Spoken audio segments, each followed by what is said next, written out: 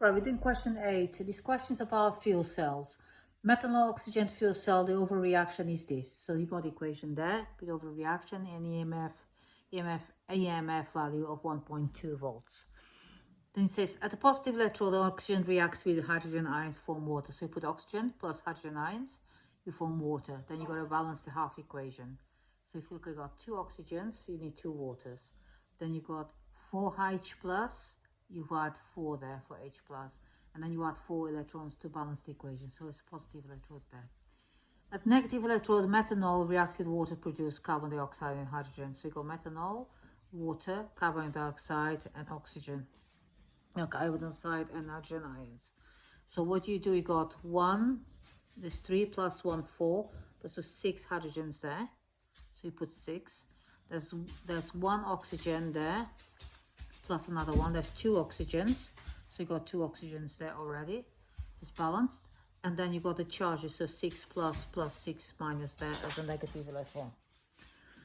The standard electrode potential of CO2 CH3OH electrode is this value. Calculate the standard electrode potential for O2 H2O electrode.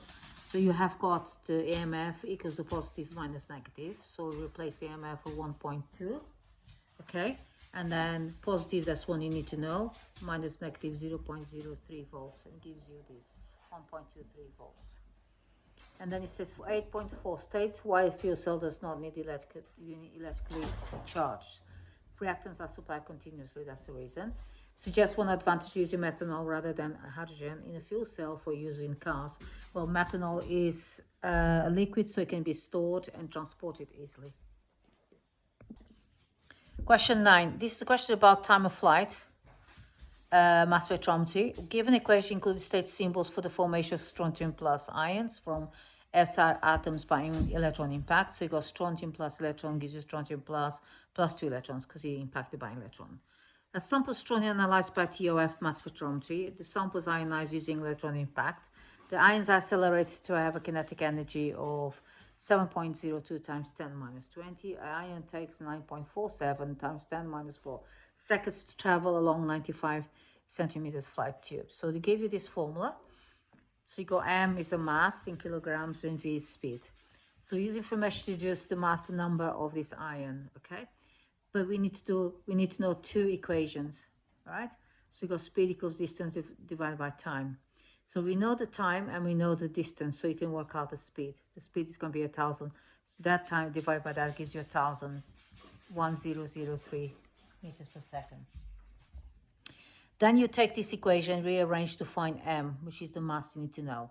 So mass, you got 2 KE, kinetic energy, divided by V squared. So 2 times that value divided by V squared, which gives you mass in kilograms, okay? So the mass in kilograms, you times by 1,000, it gives you mass in grams. So you know 1 gram, you got this amount, 1.396 times 10 minus 22 grams, times the Avogadro constant, so 6.022 times 1023 gives you 84.04. So actually the mass number is 84. Question 9.3. Explain why the ions are detected in the TOF mass spectrometer, how they detect it. So state how the relative abundance of the ions is determined. So ions hit the detector and each ion gains an electron, generates the current. Current is proportional to abundance for the second part. A sample strontium contains 3 isotopes. You got isotope 86, 87, and 88. 82% sample 88. The other 2 isotopes go ratio 1 to 2 of 86 and 87. Calculate the percentage abundance of 87 strontium in a sample. Use your answer to deduce the relative atomic mass of the sample. Give your answer to 1 decimal place. So you got 88, which is 82%. So 86 and 87 is got 18%. So 2 times 18 is 36. Okay, so for strontium 87, 2 times 18 is 36 divided by 3 of them. The 3 isotopes gives you 12%. So 87's got 12%. Because the other isotope is half, 1 to 2 ratio here, is going to be 6.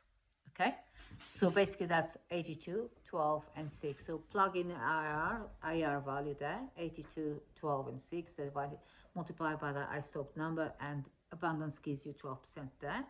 And isotope relative atomic mass is going to be 87.8 at 1 decimal place. Electron spray ionization used instead of electron impact for ionization of protein in a mass spectrometry experiment. Suggests why? Because the protein does not fragment. Okay? And that's the end of question 9.